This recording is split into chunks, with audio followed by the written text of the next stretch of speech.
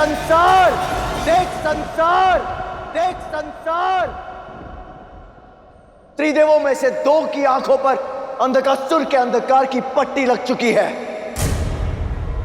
और अब बचे हैं तो सिर्फ तुम्हारे देवों के देव महादेव। उन्हें भी नेत्रहीन करके अंधकार में सदैव के लिए ढकेल दूंगा।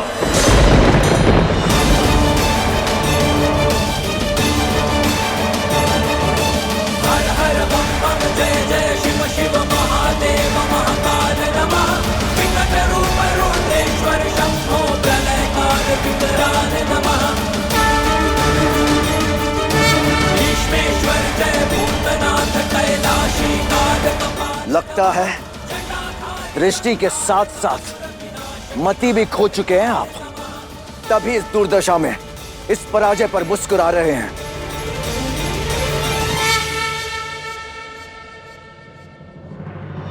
ये मुस्कान प्रकृति के अद्भुत खेल के कारण है अंधकासुर, कि एक वृक्ष के दो फल, किंतु एक कड़वा तो दूसरा मीठा।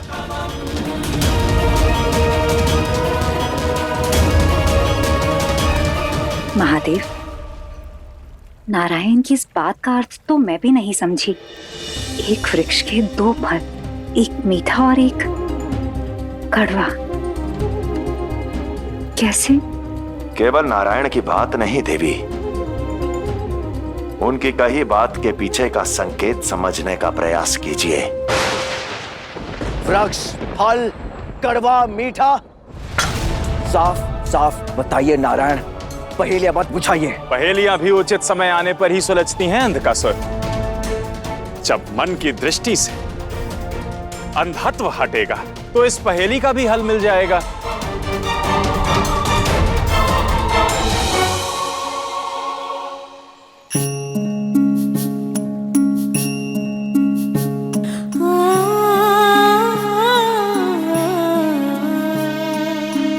जब तक मैं अपने पिता को खोज नहीं लेता, अपनी पहचान प्राप्त नहीं कर लेता, मैं आपको क्षमा नहीं करूंगा।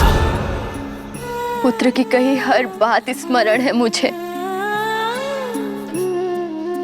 उसके प्रश्न का भी भान है, किंतु ये भी पता है कि वो मुझसे कितना प्रेम करता है। अब मैं क्या करूं पुत्र? कैसे बताऊं तुम्हारे पिता की पहचान तुम्हें?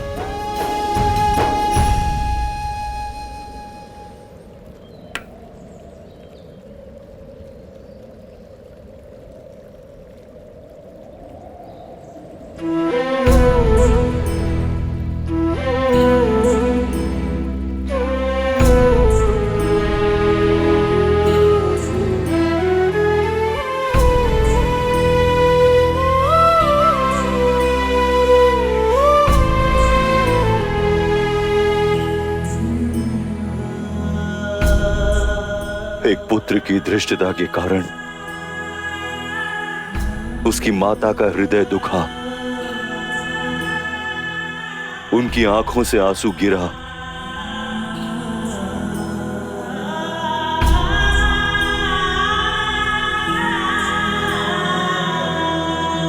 एक पुत्र के सिर पर इससे बड़ा कलंक कुछ नहीं होगा माता।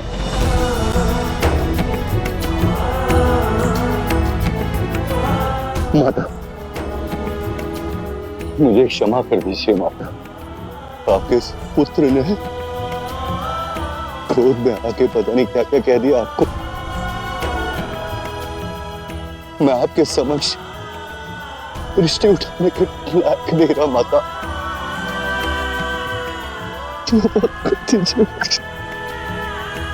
भौम, उठो पुत्र। अपनी माता की दृष्टि में पुत्र कभी अपराधी नहीं होता है। तुम्हें जिस ग्लानि का आभास हुआ है उसे तो तुमने अपने आंसुओं से ही धो दिया। देखो, मैंने तुम्हें क्षमा कर दिया।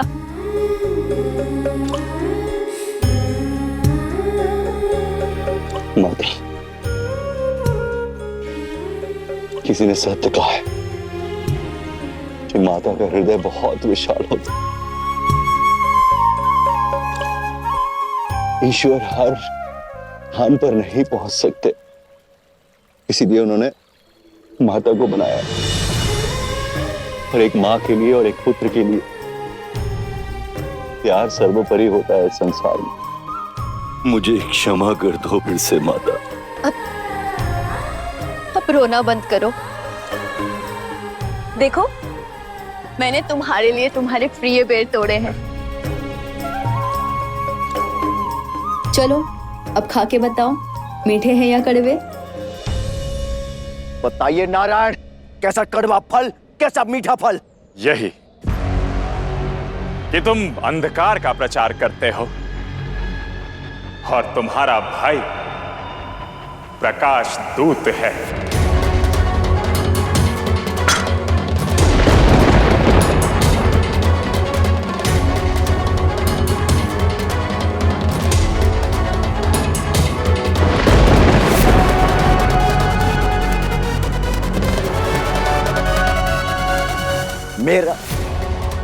मेरा भाई?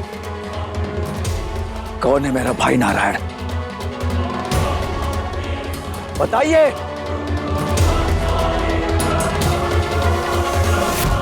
अंधकासुर का भाई? ये क्या माया है?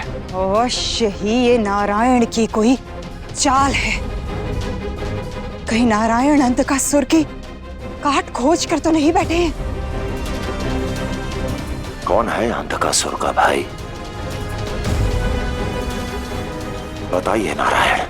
प्रकाश का प्रतीक, धर्म का रक्षक, न्याय का सूचक। हम है तुम्हारा छोटा भाई, हम है तुम्हारा छोटा भाई, हम है तुम्हारा छोटा भाई।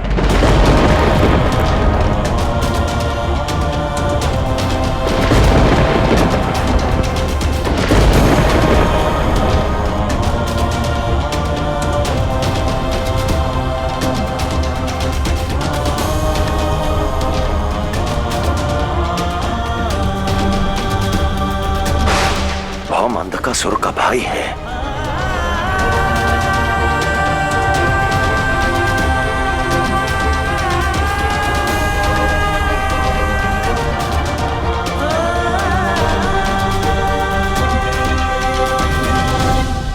ना, यह असंभव,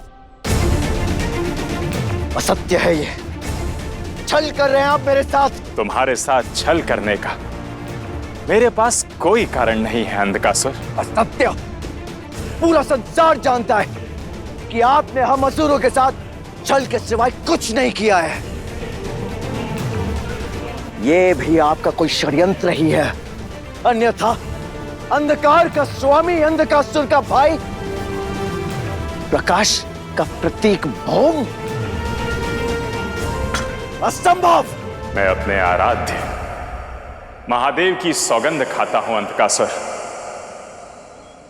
हम ही तुम्हारा छोटा भाई है।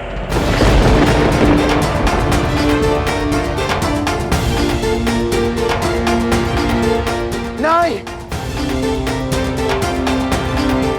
मैं नहीं मानता आपके इस सत्य को, आपकी इस सौगंध को। अहंकार के मद में मेरे आराध्य महादेव के सौगंध को असत्य मत कहो अंधकासुर।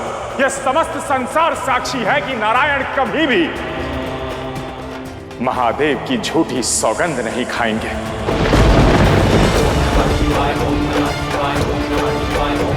और यदि मुझ पे विश्वास नहीं है तो जाओ अपनी माता, अपने गुरु से पूछो। वो भली भांति जानते हैं कि नारायण कभी भी महादेव को लेकर असत्य नहीं कहेंगे।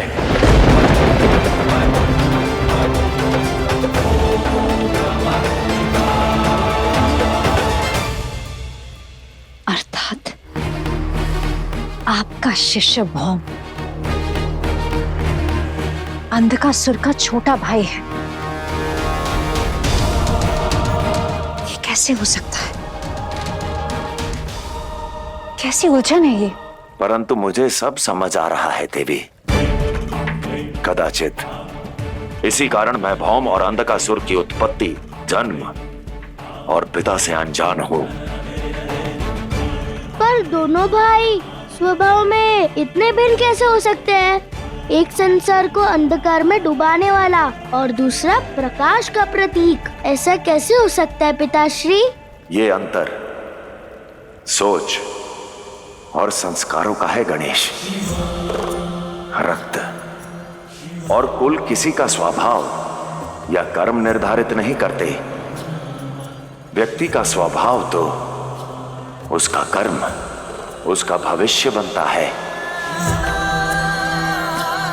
भौम को भूमि देवी ने सत्य और संस्कारों के प्रकाश से सींचा है, और वहीं अंधकासुर का लालन पोषण असुर कुल में अधर्म और अंधकार के साथ हुआ है।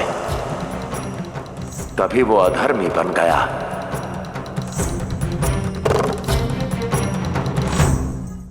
चलिए एक क्षण के लिए मान भी लेता हूं कि आप सत्य कह रहे हैं। यदि आप ये जानते हैं कि भौम मेरा भाई है, तो आपको यह भी पता होगा कि कौन है मेरा पिता, कौन है मेरा पिता, कौन है मेरा पिता।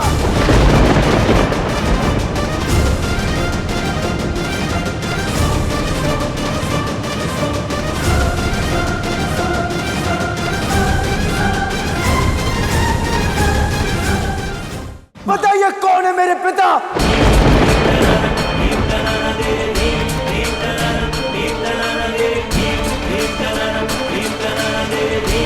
गुरुदेव, कहीं नारायण इसे सत्य तो नहीं बता देंगे?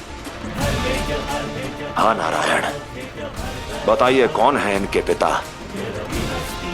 उत्तर दीजिए।